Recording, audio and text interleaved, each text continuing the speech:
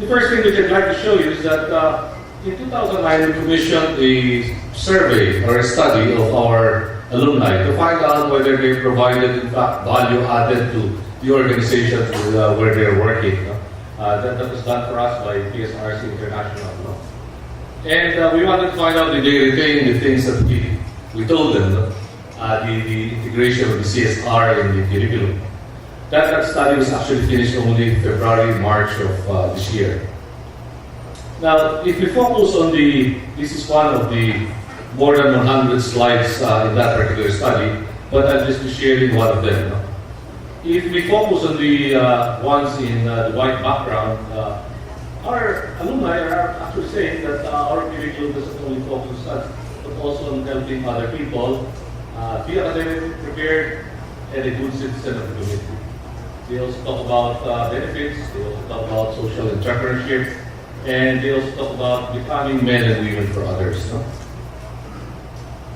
Now, that's at the level of retention and understanding. But at the level of action, based on the study that we've done with 371 students, 30% said that they're very much involved right now in corporate social responsibility work in their companies. But some of them were also saying that they were doing this in their own capacity, not with together with the programs of their specific companies. And these are just some of the involvement of our students, various programs. These are the others that have been provided to us. And I'd like to share with you a story about one particular student who graduated last year. His name is Norman Eusebio. When he joined our MBA program, he was manager for just one of these microtel-inns. When he graduated, he was already area general manager for the whole southern Luzon microtel-inn hotels. Norman said he was inspired by the Mulang Diwa, and what he did was take a look at the value chain of his company and look at various ways in which he could integrate or insert corporate social responsibility. Just by way, for example, because he did so many things and because of the limitations of time, I can't talk about the whole story.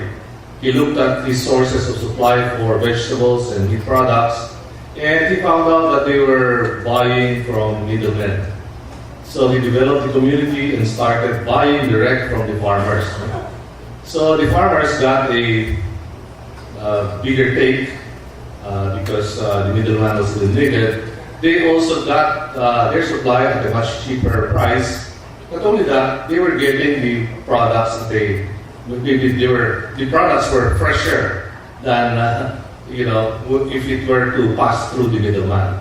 So that sort of helped his company, and that was recognized actually by Microtel USA. In fact, he was sent to the US just to receive this Best Community Relations Award, beating not only other Philippine Microtel units, but also US-based CSR programs.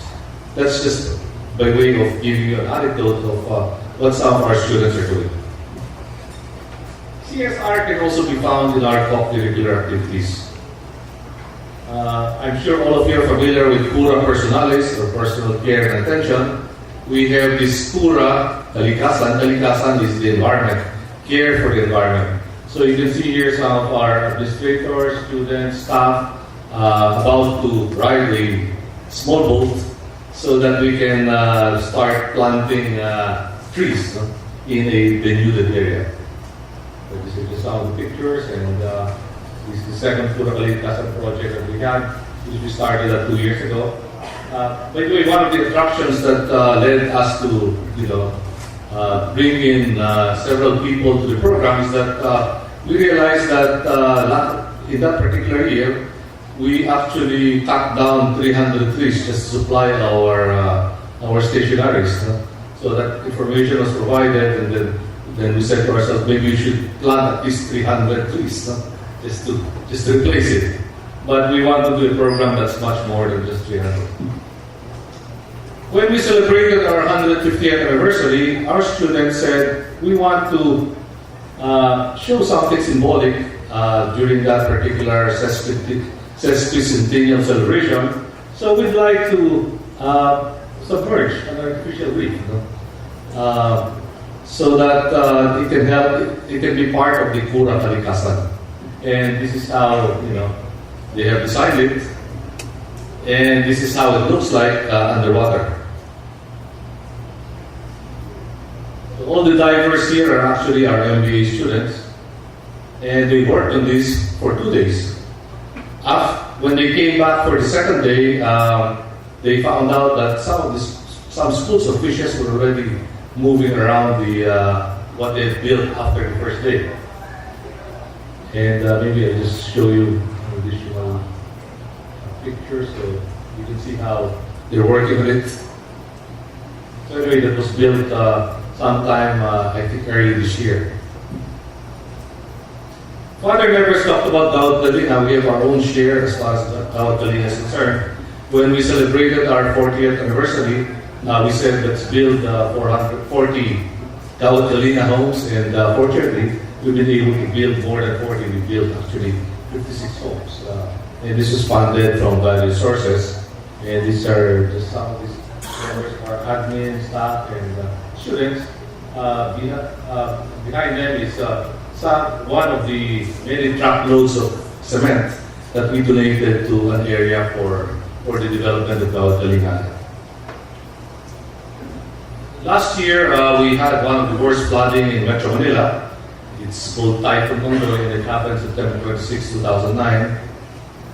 And our students, together with of course, the whole university was very much involved here. We also had our own share here by providing relief operations. These are pictures of our students together with the law school, receiving the award from the Armed Forces of the Philippines because of the work that they've done for the relief operations in Typhoon Ondoy, the aftermath of Typhoon Ondoy.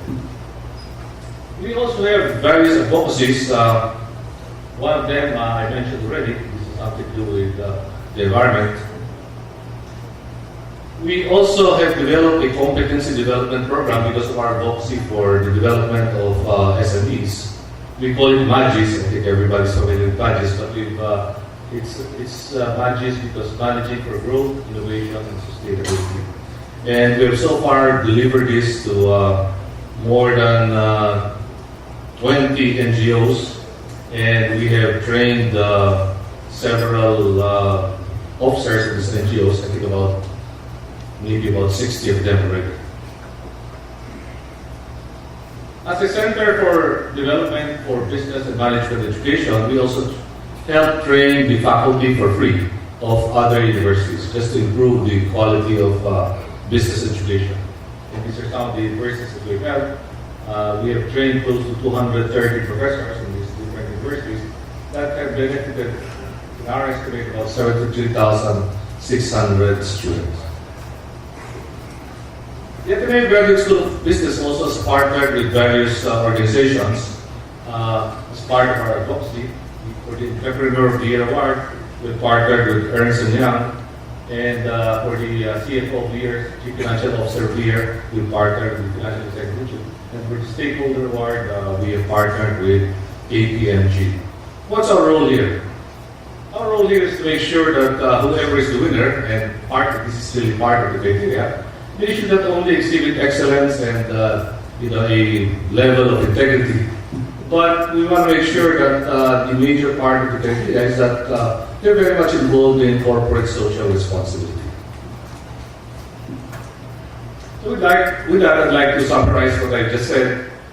CSR for us is found in our mission and vision.